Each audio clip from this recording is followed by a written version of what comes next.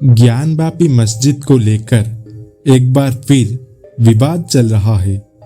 पुरातत्व विभाग ने इसका सर्वे कार्य पूरा कर लिया है और अब इसका फैसला हो रहा है। तो आज हम आपको इस वीडियो के माध्यम से बताएंगे काशी विश्वनाथ मंदिर के इतिहास से जुड़ा हुआ ज्ञानवापी मस्जिद का इतिहास। क्या है ज्ञानवापी मस्जिद के विवाद का इतिहास और क्यों है इसके शिव मंदिर होने का दावा? क्या कहते हैं प्राचीन ग्रंथ और शोध? तो चलिए जानते हैं इसके बारे में।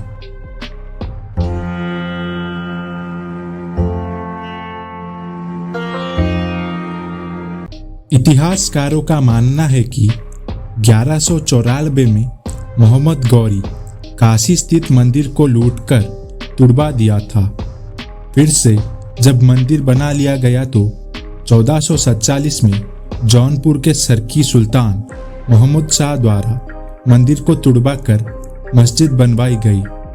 हालांकि इसको लेकर मतभेद है कि तब मस्जिद नहीं बनी थी, क्योंकि कुछ का मानना है कि 1659 में औरंगजेब के आदेश से तोड़कर यहाँ पर मंदिर के आधे हिस्से पर जामा मस्जिद बनाई गई।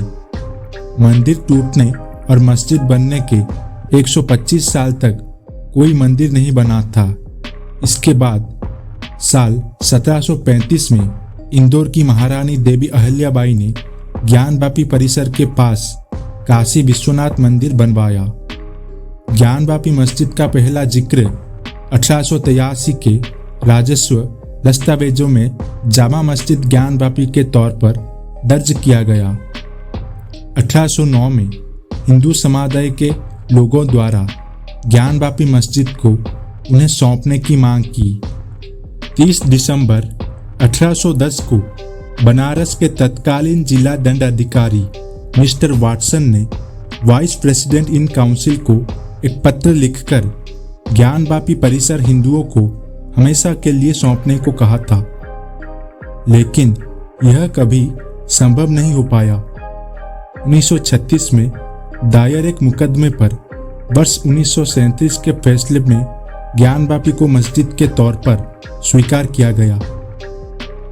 1984 में विश्व हिंदू परिषद ने कुछ राष्ट्रवादी संगठनों के साथ मिलकर ज्ञानवापी मस्जिद के स्थान पर मंदिर बनाने के उद्देश्य से राष्ट्रव्यापी अभियान चलाया।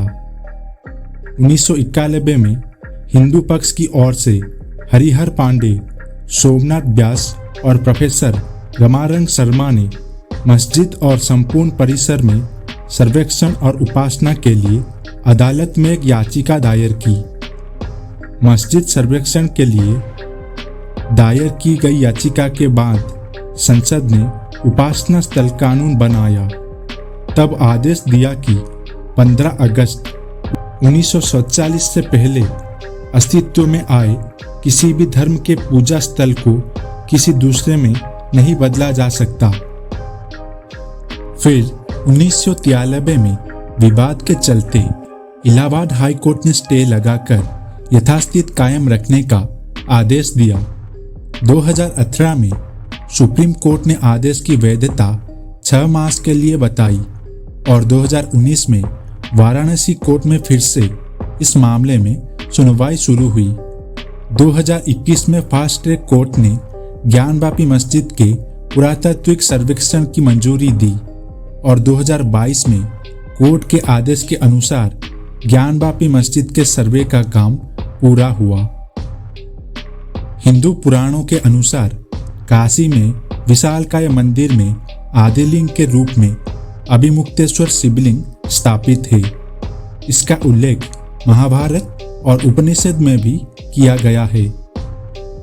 11वीं सदी में राजा हरिश्चंद्र ने जिस विश्वनाथ मंदिर का जीर्णोद्धार करवाया था, उसका सम्राट विक्रमादित्य ने अपने कार्यकाल में पूर्ण जीर्णोद्धार करवाया था। शिव पुराण और लिंग पुराण में 12 ज्योतिर्लिंगों के बारे में उल्लेख मिलता है, जिसमें काशी का ज्योतिर्लिंग प्रमुख माना गया है। भगवान शिव के त्रिशूल की नोक पर बसी है शिव की नगरी काशी। भगवान शंकर को यह गद्दी अत्यंत प्रिय है। इसीलिए उन्होंने इसे अपनी राजधानी एवं अपना नाम काशीनाथ रखा है। विष्णु ने अपने चिंतन से यहाँ एक पुष्कर निर्माण किया और लगभग 50,000 वर्ष तक वे यहाँ घोर तपस्या करते रहे। पतित पावनी भागीरथी गंगा के तट पर धनुषकारी बसी हुई जो पाप नाशिनी है। कथित मस्जिद और नए विश्वनाथ मंदिर के बीच 10 फीट गहरा कुआं है जिसे ज्ञानवापी कहा जाता है।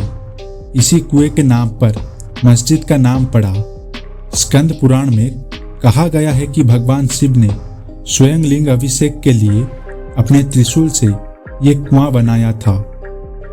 कहते हैं कि कुएं का जल बहुत ही पवित्र है जिसे पीकर व्यक्ति ज्ञान को प्राप्त हो जाता है। ज्ञान यानी बोध होना और वापी यानी जल। यह भी कहते हैं कि शिवजी ने यहीं अपनी पत्नी पार्वती को ज्ञान दिया था, इसीलिए यह जगह का नाम ज्ञानवापी या ज्ञान का कुआं पड़ा।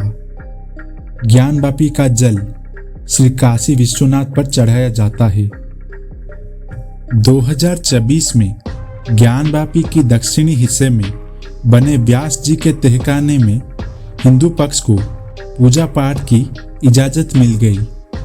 जिला जज डॉक्टर अजय कृष्ण विश्वेश की अदालत ने डीएम को 7 दिन के अंदर व्यास जी के तहखाने में पूजा पाठ के प्रबंध करने का आदेश दिया है। इसके साथ ही कोर्ट ने यह भी कहा है कि वादी और काशी विश्वनाथ ट्रस्ट बोर्ड की ओर से रखे गए पुजारी यहाँ पूजा करेंगे। पूजा के लिए लोहे के बाड़ हटाकर रास्ता देने के लिए भी डीएम को आदेश दिया गया है। अगर आपको ये वीडियो पसंद आया तो कृपया लाइक, कमेंट और शेयर जरूर कीजिए और अगर आप हमारे इस चैनल पर नए हैं तो सब्सक्राइब जरूर कीजिएगा। राधे राधे।